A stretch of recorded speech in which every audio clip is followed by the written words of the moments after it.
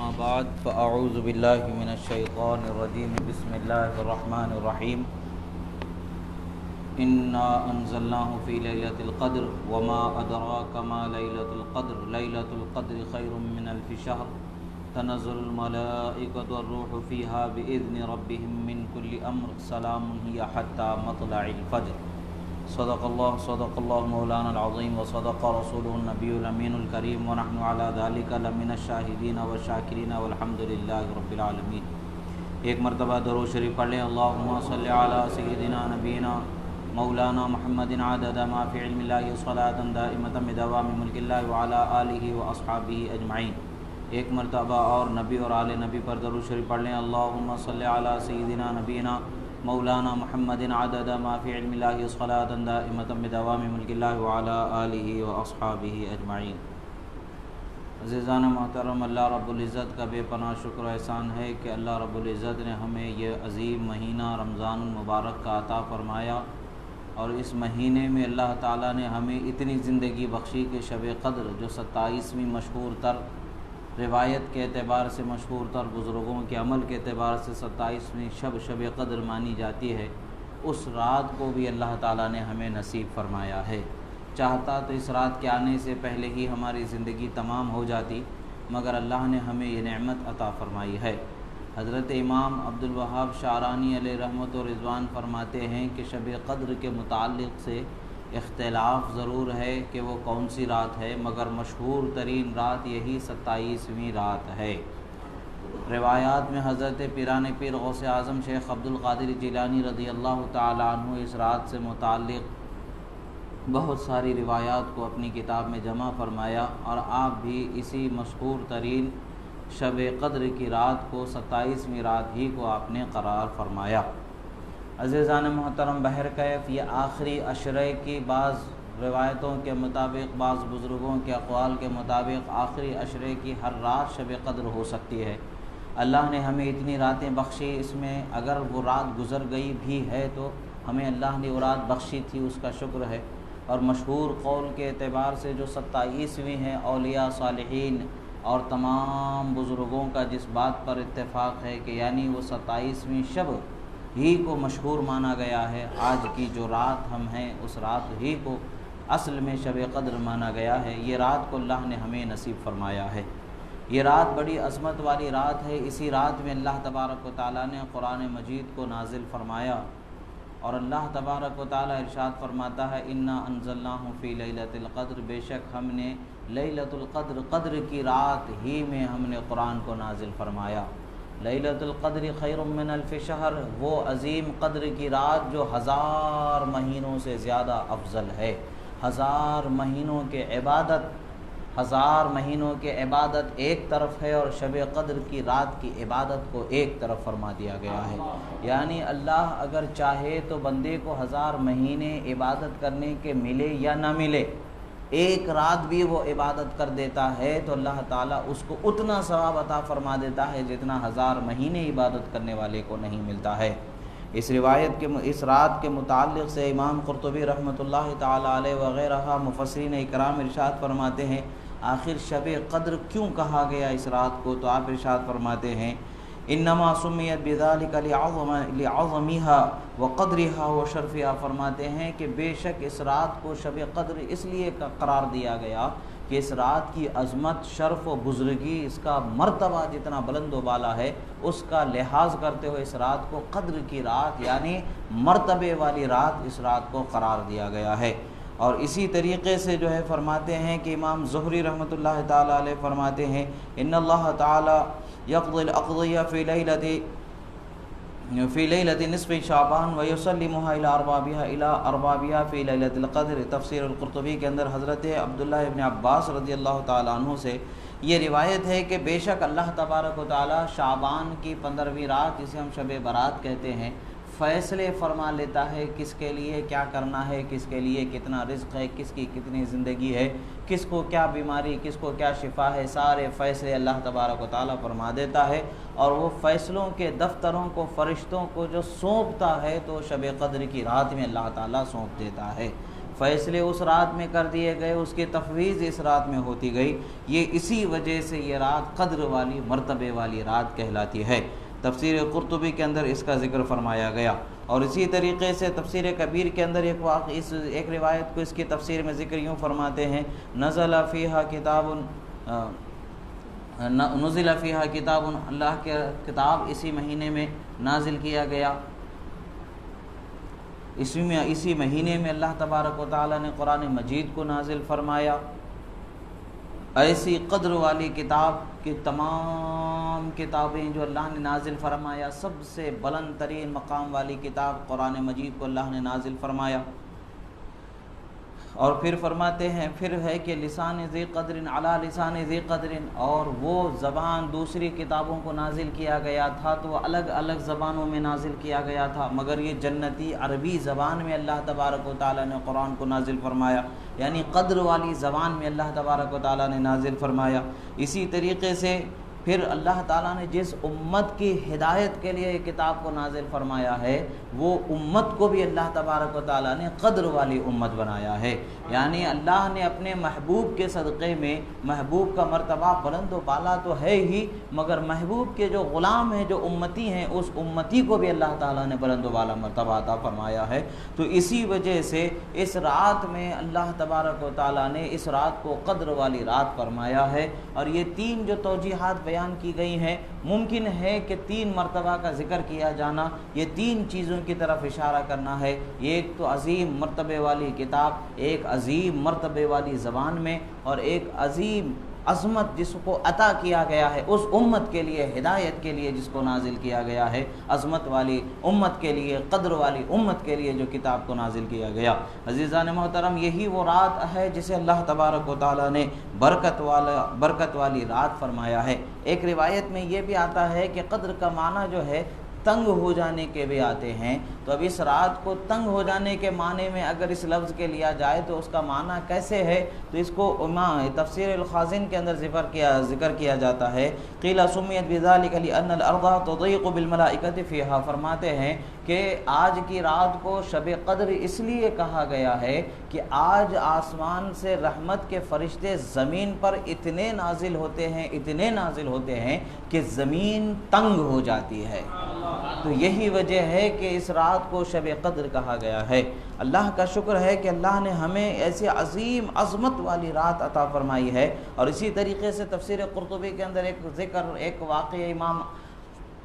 ابو بکر الوراق سے ایک واقعے کو ذکر کیا گیا ہے، روایت کو نقل کیا گیا ہے۔ آپ فرماتے ہیں کہ یہ رات کو قدر والی رات اس لیے کہا گیا ہے کہ اس رات میں اگر کوئی شخص بے قدرہ بھی ہے، اس کی قدر نہیں ہے، اس کا شرف نہیں ہے، اس کا مقام نہیں ہے، مرتبہ نہیں ہے، یعنی گنہگار ہے، عام انسان ہے، وہ بھی اگر اس رات میں عبادت کر لیتا ہے تو اللہ تبارک و تعالیٰ اسے قدر والا بنا دیتا ہے۔ یہ عظمت والی رات ایسی عظمت والی رات ہے کہ اس رات کو اللہ تبارک و تعالیٰ بے پناہ برکتوں کا نزول فرماتا ہے، اور صبح سویرے تک کہ یہ اعلان ہوتا رہتا ہے جسے انسان اور جن کے علاوہ ہر مخلوق سنتی ہے۔ روایتوں میں آتا ہے، بعض بزرگوں نے فرمایا ہے کہ شب قدر کی رات کو اللہ تبارک و تعالیٰ سمندر کے پانی کے اندر بھی مٹھاس عطا فرما دیتا ہے۔ اللہ بہتر جانے اس کی ایک نعمتوں کی، اس کی عظمتوں کی حقیقت کیا ہے، ہم اپنی آنکھوں سے، اپنی سماعت سے، اپنے علم سے اس کا احاطہ نہیں کر سکتے ہیں۔ کتنی نعمتیں، کتنی برکتیں اللہ تعالیٰ اس رات میں عطا فرماتا ہے۔ اور پھر اللہ تبارک و تعالیٰ نے اس رات میں اس قدر انعام فرمایا کہ آسمان دنیا پر فرشتوں کو مقرر فرما دیا جاتا ہے۔ فرشتے ندا کرتے رہتے صبح صادق تک، یعنی فجر کی نماز کا وقت شروع ہونے تک، فرشتے رات سے مغرب سے لے کر کے فجر کی نماز کا وقت شروع ہونے تک فرشتہ ندا کرتا رہتا ہے کوئی اللہ سے مانگنے والا تو مانگ لے، ہے کوئی اللہ تعالیٰ سے مانگنے والا تو مانگ لے۔ آج کی رات مانگے جانے والوں کے لیے اللہ تبارک و تعالیٰ نفی نہیں فرماتا ہے کہ اللہ تبارک و تعالیٰ روایتوں میں پیران پیر نے غنیت الطالبین میں ایک روایت کو نقل فرمایا ہے، آپ ارشاد فرماتے ہیں کہ اللہ تبارک و تعالیٰ 70 دفعہ اس رات میں بندے کی طرف رحمت کی نظر فرماتا، اور ہر مرتبہ اللہ تبارک و تعالیٰ اس کی بے حساب حاجتوں کو پوری فرما دیتا ہے۔ آخرت کی پوری حاجتیں جو تمام اس کی مانگی ہوتی ہے وہ پوری فرما دیتا ہے۔ دنیا خدا اسے اتنا دیتا ہے کہ جتنا اس کے لیے کافی ہے، جتنا اس کے لیے بھلا ہے اتنا ہی دنیا اسے دیتا ہے۔ اسی لیے حضرت ام المومنین بی بی عائشہ صدیقہ رضی اللہ تعالی عنہا سے روایت ہے کہ اس رات میں ہمیں کیا مانگنا چاہیے، کیا دعا کرنا چاہیے۔ ہمیں مانگنا تو کیا مانگنا چاہیے؟ کیا دولت مانگنا چاہیے؟ کیا پیسہ مانگنا چاہیے؟ کیا عمر مانگنا چاہیے؟ کیا زمین جائیداد مانگنا چاہیے؟ آخر مانگنا تو کیا مانگنا چاہیے؟ اللہ کے رسول صلی اللہ تعالی علیہ وسلم کی بارگاہ میں ام المومنین سیدتنا عائشہ صدیقہ رضی اللہ تعالی عنہا عرض گزار ہوتی ہیں کہ یا رسول اللہ صلی اللہ تعالی علیہ وسلم، آپ کیا فرماتے ہیں اگر میں شب قدر کو پالوں تو میں کیا اس رات میں دعا کروں؟ اللہ کے رسول صلی اللہ تعالی علیہ وسلم فرماتے ہیں عائشہ، تم اللہ تعالیٰ کی بارگاہ میں اپنی معافی کو طلب فرماؤ۔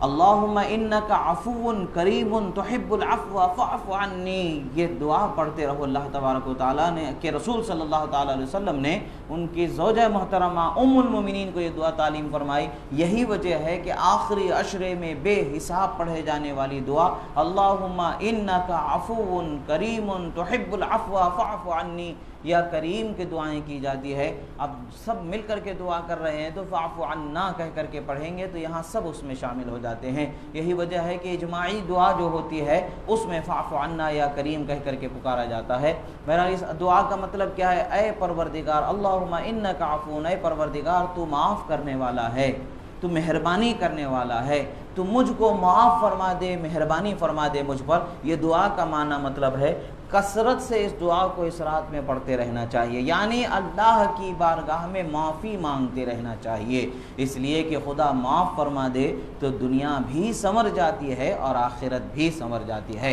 اب آخر اس رات کو 1000 مہینوں سے بہتر رات کیوں اللہ تبارک و تعالیٰ نے فرمایا؟ تو اس کا اسرائیل کے کچھ بزرگ ترین شخصیات کا جو عبادت گزار متقی پرہیزگار گزرے ہیں، ان میں سے ایک بزرگ ترین شخص کا ذکر اللہ کے رسول صلی اللہ تعالی علیہ وسلم اپنے صحابہ کرام کے سامنے فرما رہے تھے کہ ان میں سے ایک شخص وہ تھے جنہوں نے بنی اسرائیل حضرت موسیٰ علیہ السلام کی امت میں ایک شخص وہ تھے کہ انہوں نے عبادت کی نیت سے گزار دیا۔ ایک دن نہیں، 2 دن نہیں، 3 دن نہیں، 1000 مہینے اسی حالت میں گزار دینا، یعنی میدان جنگ میں ہی ان کا وقت گزر جانا، یہ تصور سے بڑی چیز ہے۔ سال کا عرصہ لگ جاتا ہے، تو انہوں نے اللہ کی رضا کے لیے وہ عظیم اقدام کیا۔ تو خدا کی رضا چاہنے والے کس طرح سے دنیا کو چھوڑ دیتے ہیں، عبادت کے راستوں کو اپنا لیتے ہیں، یہ تلقین کے طور پر یہ واقعہ ذکر کیا گیا۔ مگر یہاں اللہ کے رسول صلی اللہ تعالیٰ علیہ وسلم کے صحابہ نے عرض کیا یا رسول اللہ، ان کی عمریں اتنی بڑی بڑی ہیں تو وہ اتنی بڑی بڑی عبادتوں کی ہمت کر پاتے، اتنے دنوں تک کہ وہ عبادت کر لیا کرتے ہیں، ہماری عمریں ہی کتنی ہیں، ہماری عمریں چھوٹی ہیں، ہم کہاں اتنی بڑی عبادت کر کے اتنا بڑا ثواب حاصل کر سکتے ہیں؟ اللہ تبارک و تعالیٰ نے اللہ کے رسول صلی اللہ تعالیٰ علیہ وسلم کو یہ رات عطا فرما دی اور ارشاد فرمایا لیلۃ القدر خیر من 1000 شہر، اے میرے حبیب آپ کو قدر کی رات شب قدر عطا کی زندگی کے، مگر یہ شب قدر تو اللہ تعالیٰ نے ہماری زندگی میں کتنی مرتبہ عطا فرما دیا ہم اس کو سوچ نہیں سکتے ہیں۔ کسی کی عمر 30 سال ہے تو کسی کی 40 سال ہے، تو کسی کی 50، تو کسی کی 60، تو کسی کی 70 سال ہے، تو 70 سال کی عمر والے اگر ہیں تو 70 دفعہ ان کی عمر میں یہ رات آ کر کے گزر گئی ہے۔ اور اسی طریقے سے اگر وہ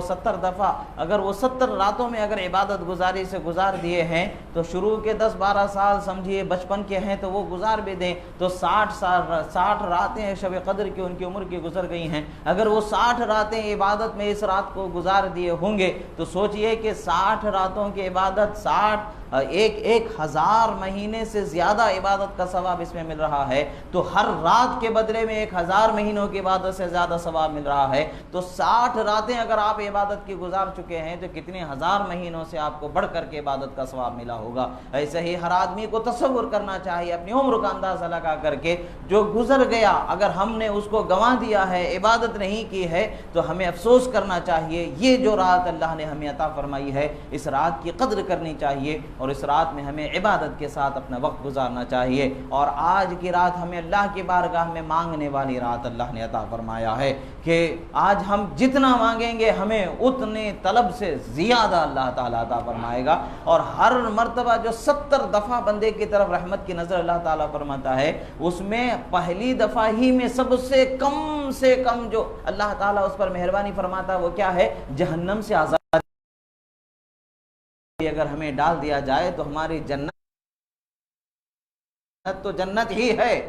مگر جہنم کے کسی کونے میں بھی اگر ڈال دیا جائے تو عذاب ہی ہے، ہم عذاب کو برداشت نہیں کر سکتے۔ جہنم سے آزادی مل جانا یہی ہماری سب سے بڑی کامیابی ہے۔ تو 70 دفعہ رحمت کی نظر فرماتا ہے، تو ہر مرتبہ میں سب سے ادنا سی جو حاجت ہے وہ جہنم سے آزادی ہے، تو اس کے علاوہ اس کی نعمتیں جب وہ عطا کر رہا ہوگا ہر رحمت کی نظر میں، تو وہ کیا کیا نعمتیں ہوں گے، وہ کیسی نعمتیں ہوں گی، ہم آج اپنی آنکھوں سے ضرور اسے دیکھ نہیں سکتے ہیں، اپنی عقل و ہوش سے اس کا تصور ضرور نہیں کر سکتے ہیں، مگر قیامت میں جب اللہ تعالیٰ اپنی دی ہوئی چیزوں کو ہمیں عطا فرمائے گا تو یقیناً ہماری خوشی کا ٹھکانہ نہیں رہے گا، اور ہماری کامیابی کی بلندیوں کا ٹھکانہ نہیں رہے گا کہ کتنا کامیاب ترین رب تعالیٰ نے ہمیں فرمایا ہوگا۔ وہ سب چیزیں ہمیں کب ملنے والی ہیں؟ آج ہمیں ملنے والی ہے۔ ایک انسان کاروبار کے لیے کوئی چیز خریدتا ہے، 100 روپے لے کر آتا ہے، اسے امید ہوتی ہے کہ بہت عظیم چیز ہے، بہت اعلیٰ چیز ہے، 1000 روپے میں بھی بک سکتی ہے، اور اگر اس کی امید ہوتی ہے بھئی 100 روپے بھی مجھے منافع مل جائے تو ٹھیک ہے، مگر 100 روپے سے بڑھ کر کے اگر 1000 روپے اس کا منافع مل جائے تو اسی کے خوشیوں کا ٹھکانہ کیا ہوگا؟ اس کی خوشیوں کا اندازہ ہی نہیں لگایا جا سکتا۔ ایسے ہی ہمارے جو عمل ہیں، ہم بخشے جائیں یہی کافی ہے ہمارے لیے، مگر بخشے جانے کے ساتھ ساتھ نعمتوں پر نعمتیں، عظمتوں پر عظمتیں، رفعتوں پر رفعتیں، اور کامیابیوں پر کامیابیاں، برکتوں پر برکتیں جب اللہ تعالیٰ ہمیں عطا فرمائے گا تو پھر ہمارا خوشیوں کا اس وقت پر کیا حال ہوگا ہم اندازہ نہیں کر سکتے۔ قیامت کی حقیقی کامیابی اگر ہمیں پانا ہے تو آج کی رات ہمیں سچے دل سے توبہ کرنا ہے اور اپنے گناہوں سے باز آ جانا ہے۔ یاد رکھیں، اگر اپنے دل میں کسی کے متعلق سے برا خیال ہے، بری بات اگر دل میں چبھ رہی ہے، برائی کا ارادہ اس کے متعلق سے آ رہا ہے، کینہ آ رہا ہے، بغض آ رہا ہے، حسد آ رہا ہے، اور نفرت پیدا ہو رہی ہے، خدا و رسول کی رضا کے لیے اگر آج آپ معاف کر دیں گے تو خدا کل تمہیں معاف کرنے کے لیے ضرور موقع عطا فرما دے گا، بلندیوں کا، عظمتوں کا موقع عطا فرمائے گا۔ اور یاد رکھے، شب برات میں بھی اسے معاف نہیں کیا جاتا جو اپنے دینی بھائی کے متعلق سے دل میں بغض اور حسد و کینہ رکھتا ہے۔ تو ایسے خیالات اپنے دل میں نہ لائیں۔ انسان ایک دوسرے کے ساتھ پیار محبت سے ضرور رہتا ہے، مگر غلطی بھی ضرور ہوتی ہے، خواہ وہ اپنا بھائی ہو، سگا ہو، یا دینی بھائی ہو، چاہے وہ پیری سلسلے سے متعلق مریدی کا سلسلہ ہو، جیسے بھی ہو، پیر بھائی ہو یا دینی بھائی ہو یا سگا بھائی ہو یا رشتے کا بھائی ہو، جو بھی ہو، مومن ہے، اگر اس سے کچھ تکلیف ہے یا اس کے کسی معاملے سے ہمارے دل میں بغض و حسد پیدا ہو رہا ہے، اگر اس کو ہم آج کی رات میں بھی برقرار اپنے دل میں رکھیں گے تو پھر بخشے نہیں جائیں گے۔ بخشے جانا اگر ہم چاہتے ہیں تو آج ہمارے دلوں کو صاف کرنا ہوگا، ہمارے دلوں کو کینہ سے پاک کرنا ہے، بغض سے پاک کرنا ہے، حسد جلن سے پاک کرنا ہے، نفرتوں سے پاک کرنا ہے، محبت اللہ کی رضا کے لیے کرنا ہے، اور کسی سے نفرت ہے تو اللہ کی رضا کے لیے ہونی چاہیے، دین سے، دیندار سے، دینی بھائی سے محبت ہونی چاہیے، کفر سے اور کفر والے سے، کفر کرنے والوں سے نفرت ہونی چاہیے۔ اللہ تبارک و تعالیٰ سے دعا ہے جو کہا گیا سنا گیا اس پر عمل کرنے کی توفیق عطا فرمائے۔ پروردگار، ہم گناہ گار ہیں، ہمارے گناہوں کو معاف فرما۔ پروردگار، ہم خطا کار ہیں، ہمارے خطاؤں کو معاف فرما۔ پروردگار، ہمارے سینوں کو بغض و حسد و کینہ، نفرت سے پاک فرما۔ پروردگار، دینی محبت، دینی ہمدردی، دینی جذبہ ایثار و قربانی ہمیں عطا فرما۔ ایک دوسرے کی خبر گیری کی توفیق عطا فرما، ایک دوسرے کی محبت ہمیں عطا فرما، یکجہتی کی زندگی عطا فرما۔ پروردگار، یہ بلا، یہ بیماری جو ہمارے ملک کو گھیرے ہوئے ہے، تمام عالم کو گھیرے ہوئے، مولا مسلمانوں کو اسے محفوظ فرما دے۔ پروردگار تیرے نافرمان بندوں کے گلے میں ان بلاؤں کو وباؤں کو ڈال دے مولا تبارک و تعالی، مشرکوں کے کافروں کے گلوں میں یہ بلاؤں کو ڈال دے مولا۔ ہم تیرے ماننے والے تیری عبادت کرنے والے بندے ہیں مولا، ہم پر رحم فرما، مہربانی فرما، کرم فرما مولا، اس بلا سے اس وبا سے ہمیں نجات عطا فرما۔ جو گزر چکے مولا ان کی مغفرت فرما، جو زندہ ہیں انہیں صحت و تندرستی عبادت کی توفیق عطا فرما، آگے کی زندگی دین و سنت